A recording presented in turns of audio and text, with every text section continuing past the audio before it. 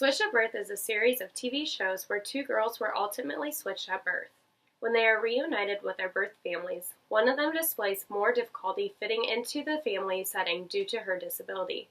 Within the video clips presented in this documentary, you will find the hardships between the able-bodied and the deaf community.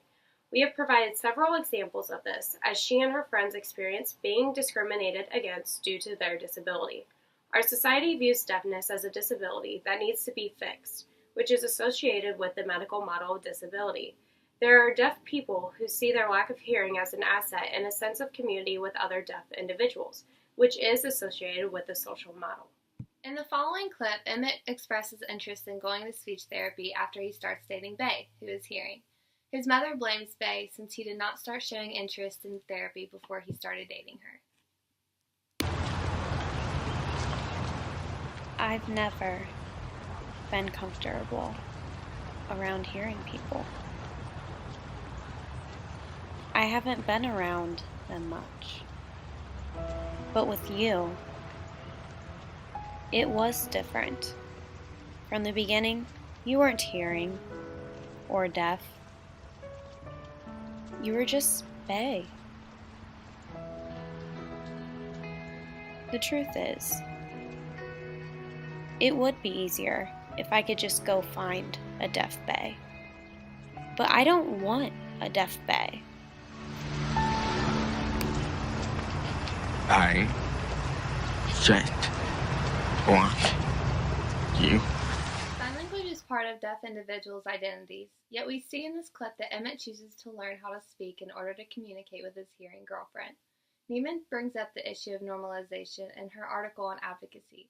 She claims that a person's identity is at risk when they normalize their disability. Emmett is putting his personal identity at risk to normalize himself for the sake of his relationship with his girlfriend. Prior to what you see in the following clip, Bay's brother makes a joke to her that Emmett wasn't able to fully comprehend. They laugh hysterically as Emmett is left confused. When Emmett asked Bay what the joke was about, she gave him a very brief answer in sign language, which understandably upset him. I'm tired of reading lips and only catching 30% of what people are saying but pretending I get more. I don't want to be working all the time. I can only be myself with people who speak my language. And even if you learn, your friends are hearing. Your family is hearing. And I will always be lost wondering what the joke is. Or worse, you'll be stuck interpreting for me, speaking for me. And that is not me. That will never be Bay and me. her brother's lack of effort to communicate with Emmett shows that they see him as a burden, which follows the medical model of disability. The social model of disability contradicts the views of people who see those with disability as the others. Mingus suggests shifting the idea of equality by trying to be equal to people with disabilities, rather than expecting them to be equal to us. In this next clip, Emmett's parents talk about the concerns of receiving a cochlear implant. His dad worries that by receiving a cochlear implant, he will be different from others in the deaf community and ultimately be shunned by them. But what if I hate it? What if it doesn't work? What if I lose my identity as a deaf person? You decide what your identity as a deaf person is, not anyone else, you. This clip presents the medical model of disability. Emmett's dad is interested in receiving a cochlear device, implementing a fix to his deafness. Also, he brings in the social aspect of the disability model by conversing his worries of not feeling like he will be a part of the deaf community once he receives his cochlear implant.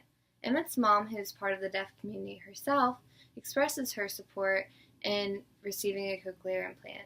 This is especially important to the clip because by having the support of another deaf individual, Emmett's dad may receive the medical fixation to his hearing loss but will still belong to the deaf community. In this last clip, Daphne displays interest in receiving a cochlear implant after her birth parents present the idea to her.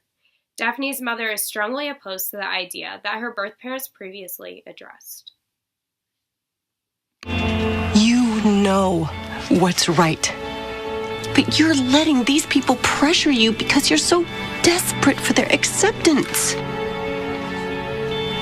Let them love you for who you are, not who they think you should be.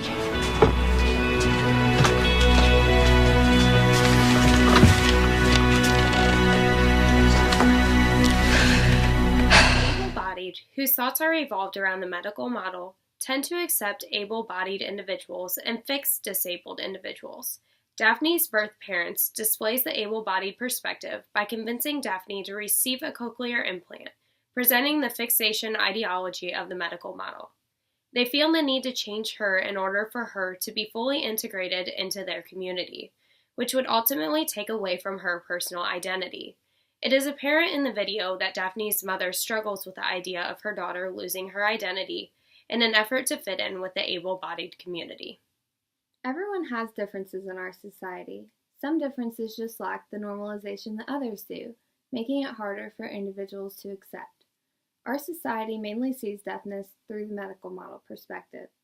Unless technology advances enough to restore normal hearing in the future, the only cure to the disabling factors of hearing loss would be to fully integrate these people into the dominant society by learning sign language.